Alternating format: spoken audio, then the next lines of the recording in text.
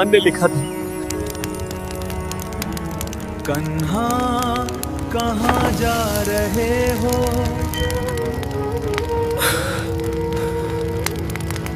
वृंदावन को कुंती पुत्र, जरा वहां देखिए, राख के भीतर कुछ चमक रहा है।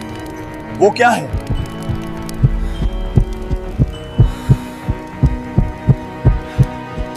हे अर्जुन, इस दिव्य पिंड को समुद्र में प्रवाहित कर दो। समय के अनंत चक्र में यह पुनः अपने नए दिव्य स्वरूप में प्रकट होगा।